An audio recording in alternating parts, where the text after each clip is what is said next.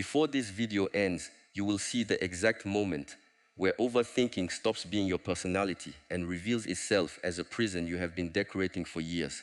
And the dangerous part is this: you don't even notice the prison anymore because the voice that is destroying your peace sounds exactly like your own voice. It tells you, think one more time. It tells you, prepare for every possibility. It tells you, if you worry enough, you can prevent the pain. But listen carefully. If overthinking was protecting you, why are you so tired? Why is your body tense? Why do you replay conversations with people who have already moved on? Why do you lose sleep over futures that may never arrive? Today, I will not ask you to silence your mind by force. I will show you how to take the throne back from it, because your thoughts are not your master. They are only visitors. And tonight, 5 of those visitors will be asked to leave. Stop for a moment. Before you run to another video, before you search for another trick, before your mind whispers, maybe the answer is somewhere else, listen carefully. The prison is not around you. The prison is the story you keep rehearsing inside you. A man can sit in a small room and be free, and another man can stand under the open sky and still be chained by one sentence repeating in his head, what if I fail? What if they leave? What if I am not enough? What if tomorrow becomes worse than today? You think overthinking is thinking too much. It is not. Overthinking is thinking without direction. It is a horse running in circles until it collapses and calls the circle a journey. Today, do not come here to collect beautiful words. Beautiful words are easy. A sentence can sound wise and still leave you weak. Come here like a person who has become tired of being a prisoner of his own mind. Come here like someone who is ready to put down the bowl of poison he has been drinking every morning. Because overthinking does not your life like an enemy with a sword. It enters like a helpful friend. It says, let me protect you. It says, let me prepare you. It says, let me review every detail, every phase, every possible danger. And because it sounds careful, you obey it. But the careful voice becomes a cruel master. It does not prepare you for life. It prevents you from living. Look at your own mind. When you overthink, does your body become stronger? Does your breathing become deeper? Does your courage rise? Does your path become clearer? Or do your shoulders tighten, your stomach twist, your sleep disappear, and your heart become a drum in a dark room? This is the first truth you must accept. Not every thought deserves your attention. Some thoughts are visitors, some thoughts are thieves, some thoughts come only the energy you need for the next step. And the person who bows to every thought will never stand straight in life. You have been taught to solve everything with the mind. But the mind that creates the storm cannot always be the place where you find shelter. When the water is muddy, you do not punch the water to make it clear. You let it become still. In the same way, when your mind becomes loud, you do not defeat it by arguing with every sound inside it. You defeat it by training your attention, your body, your breath, and your actions until the mind understands it is not the king, it is the servant. The first way to destroy overthinking is to return to the body before you try to fix his mind. This is simple, but simple does not mean weak. The body is the doorway back to the present moment. When your mind is lost in tomorrow, your hands are still here, your feet are still here, your breath is still entering and leaving this moment. Overthinking lives in imagined time. It feeds on the past that cannot be touched and the future that has not arrived, but the body cannot live yesterday. The body cannot breathe next week. The body is always in the now. So, when you feel the storm rising, do not begin by asking, why am I like this? That question often becomes another cave. Begin by asking, where are my feet? What is my breath doing? What can I feel in my hands? Try this when the mind attacks you at night. Sit up. Do not lie there like a victim under a blanket staring into darkness while your thoughts sharpen their knives. Sit up. Place both feet on the ground.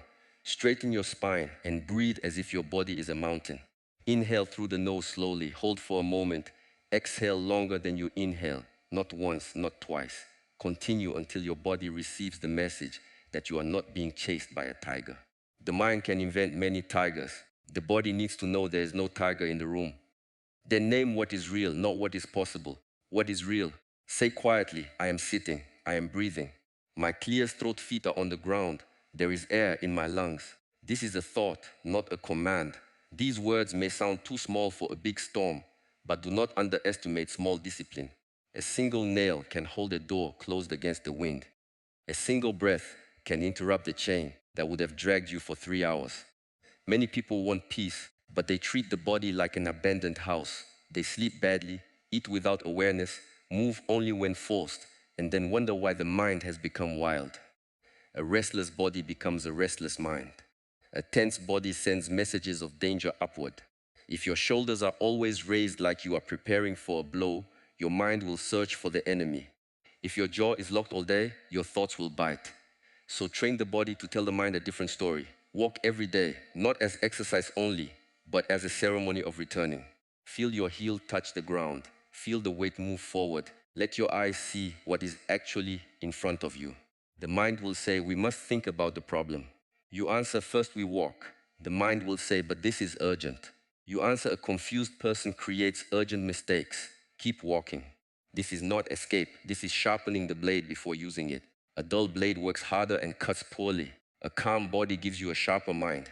The second way to destroy overthinking is to separate the problem from the imagination around the problem. Most suffering is not caused by the problem itself. It is caused by the theater you build around it. Someone replies late, and the mind becomes a movie director. In 5 seconds, it creates betrayal, rejection, humiliation, loneliness, a future where you are abandoned, a past where you were never loved, and a final scene where everyone laughs at you. One late reply becomes a universe of pain. But what is the real fact? A message has not been answered yet, that is all. The rest is smoke. You must become very strict with facts, not harsh with yourself, strict with facts. Ask, what do I know? Then ask, what am I adding? A fact is a stone, an assumption is fog. You can build on stone. You cannot build on fog. The overthinking mind loves fog because in fog, every shadow looks like a monster. So bring the lantern of clarity. Write the situation in one sentence with no drama. I made a mistake in the meeting. I do not know the result yet. This person has not responded. I have a bill to pay. I feel afraid. Notice how the body changes when the sentence becomes clean. Pain may remain, but confusion begins to leave. After the clean sentence, ask, is there an action available? If yes, take the smallest honest action. If no, stop feeding the problem. This is where many people lose their strength. They think worry is action. It is not. Worry is movement without progress. It is like sitting in a car, pressing the horn for 1 hour, and believing you have traveled. Action changes something. Worry only repeats something. You must learn the difference, or your life will be spent exhausted beside problems you never touched. When the mind says, think about it more, ask, will 1 more hour of thinking reveal new information, or will it only repeat the same fear in different clothing? Be honest. Sometimes thinking is useful, planning is useful, reflection is useful, but chewing the same thought until it loses taste is not wisdom. It is self-punishment disguised as responsibility. A responsible person does not think forever. A responsible person sees clearly, chooses the next step, and accepts the discomfort of not controlling everything. The third way is to create a time boundary for thinking. The untrained mind believes it is allowed to speak whenever it wants. It knocks at midnight. It whispers during meals. It interrupts conversations. It follows you into prayer, into work, into rest, into love. You must teach it manners. You must become the gatekeeper of your inner temple. Not every thought may enter at every hour. Choose a worry window, 15 minutes, same time each day. During that time, write the worries down. Do not just think them, write them. The mind is slippery in silence. On paper, it becomes visible. Write the fear, write the possible section. Write what is outside your control. Write what must be accepted for now. When the 15 minutes end, close the notebook. When the same worry returns later, you say, I will meet you at the appointed time. At first, the mind will laugh at you. It will say, who are you to command me? You answer with repetition. Discipline is not believed by the mind until it is repeated many times. You may say, but my worries feel too strong. Good. Then your training must become strong also. A muscle grows because resistance exists. The mind becomes steady because the storms exist. Do not wait for an easy mind to begin training. You train because the mind is difficult. When a thought comes outside the worry window, do not fight it like an enemy. Fighting gives it importance. Bow to it like a passing traveler and return to what is in front of you. Thank you, fear. I will meet you later. Then return to the dish you are washing, the book you are reading, the work you are doing, the person speaking to you. This return is the whole practice. Peace is not never leaving the present. Peace is becoming skilled at returning. The fourth way is to act before the mind finishes building excuses. Overthinking survives because action is delayed. Every delayed action becomes a breeding ground for fear. The longer you stand at the edge of cold water, the colder the water becomes in your imagination. The person who jumps discovers the body can survive what the mind exaggerated. Courage is often not a feeling before the action. Courage is the action that teaches the feeling to follow. You do not need to solve your whole life today. You need to break the spell with one clean movement. If you are overthinking a message, write a respectful message and send it. If you are overthinking a task, set a timer for 10 minutes and begin badly. If you are overthinking an apology, speak the first honest sentence. If you are overthinking your future, take one step that makes tomorrow slightly less heavy. Do not worship perfect timing. Perfect timing is often fear wearing a golden mask. Begin while your hands shake. Begin while doubt is still speaking. Begin before the committee in your head finishes voting. The mind says, what if it goes wrong? You say, then I will learn with real information. The mind says, what if they judge me? You say, they already judge, and still the sun rises. The mind says, what if I am not ready? You say, readiness is built by entering. Every time you act despite noise, the mind loses authority. Every time you obey fear, fear becomes more confident. So, do not ask fear for permission. Fear is allowed to sit in the room, but it is not allowed to hold the pen that writes your life. There is a powerful practice, the 3-breath decision. For small decisions, not life-changing choices, give yourself 3 slow breaths, then choose what to wear, what to eat, which small task to start, whether to make the call, whether to clean the desk now or later. 3 breaths, then move. This trains the mind to stop turning small doors into mountains. A person who wastes all his courage on tiny decisions has little strength left for the great ones. Save your spirit for what truly matters. The 5th way is to stop making your thoughts your identity. You say, I am an overthinker. Be careful. The words after I am become a house you live in. If you say, I am an overthinker every day, you are not describing a habit. You are carving a prison name above the door. Say instead, I have practiced overthinking, and now I am practicing clarity. This is not pretending. This is reclaiming authority. You are not the storm. You are the sky that notices the storm. You are not every wave. You are the one learning how to stand on the shore. When a dark thought appears, do not panic because it appeared. A thought is not a prophecy. A thought is not a command. A thought is not always truth. Sometimes a thought is just the mind releasing old smoke. If you fear every thought, you become its servant. Instead, observe it. There is fear. There is doubt. There is the old story. This little distance is freedom. The moment you can see a thought, you are already more than the thought. The eye cannot be the object it sees. The witness is not the noise. Many people try to destroy overthinking by hating themselves for overthinking. This is like trying to clean mud with mud. You cannot shame the mind into peace. You can only train it. Speak to yourself like a strict but loving teacher. Not soft in a way that allows weakness to rule. Not cruel in a way that creates more wounds. Say, I see you are afraid. We will breathe. We will check the facts. We will act where action is possible. We will release what is not ours. This voice must become stronger than the voice of panic. Understand also that overthinking often hides a deeper hunger, the hunger for certainty. You want a guarantee before you move. You want life to sign contract promising you will not be hurt, not embarrassed, not abandoned, not wrong. But life does not sign such contracts. The river does not promise the stone it will never be moved. The sky does not promise the bird there will be no wind. Strength is not receiving guarantees. Strength is learning how to meet the unknown without surrendering your center. The need for certainty will steal your life quietly. It will say, wait until you know. But there are many things you only know after walking. The path reveals itself to moving feet, not frozen feet. You cannot think your way into every answer. Some answers are hidden inside experience. You must live into them. This is frightening only to the part of you that believes control is safety. But control is not always safety. Sometimes clear throat control is the cage, trust is the open gate. When overthinking pulls you into the future, ask, what is being asked of me now? Not tomorrow, not in 10 years, now. Life comes one breath at a time. Even the heaviest day arrives in single moments. You do not carry the whole mountain. You place one foot on one stone, then another. The mind suffers because it tries to carry all possible stones at once. Put down the imaginary weight. Pick up the real one. It is usually smaller than the mind claimed. You must also be careful with the food you give your mind. A person who eats poison cannot ask why the body is sick.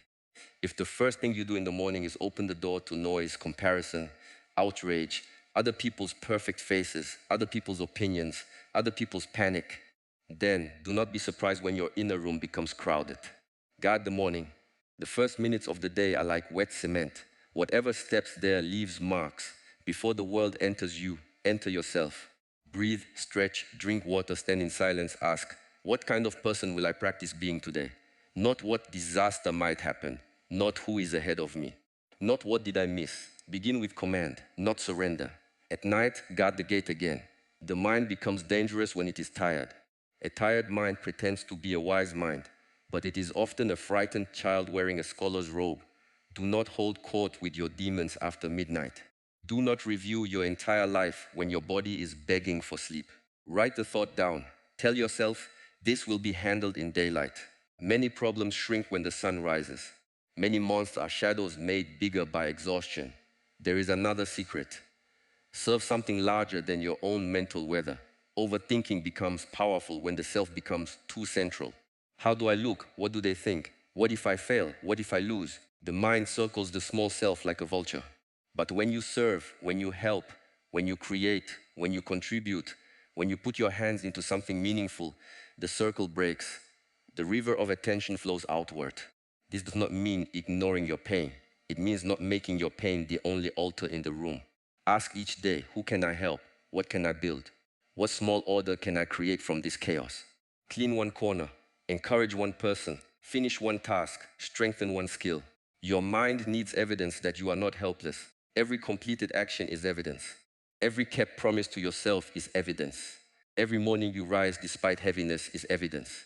Collect this evidence like a warrior collects scars, not to worship suffering, but to remember survival.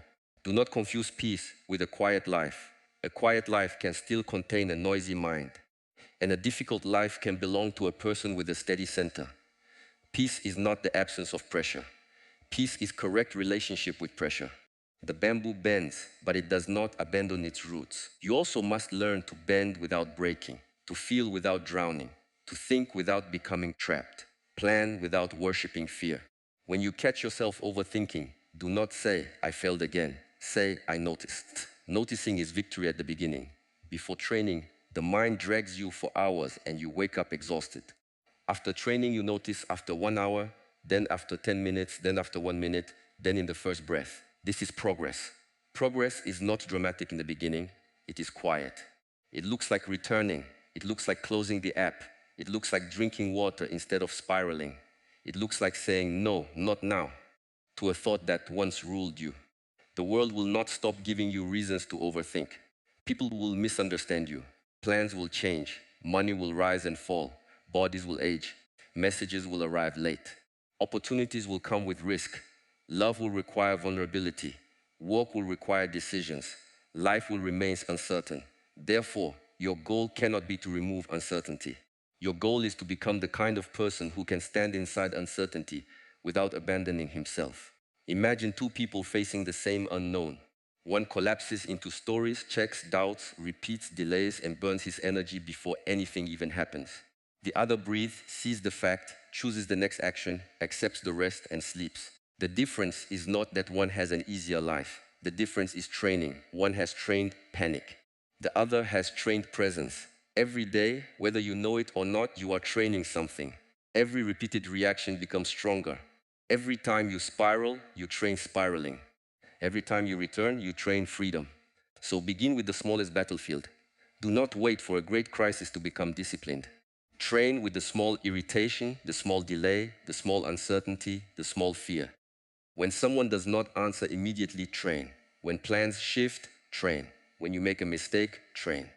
When you feel the urge to replay a conversation 20 times, train. The warrior is not made only in war. The warrior is made in the ordinary moments no one claps for. And when your mind says, but I have always been this way, do not believe it too quickly. The past is strong, but it is not God. A habit can be old. and still be breakable.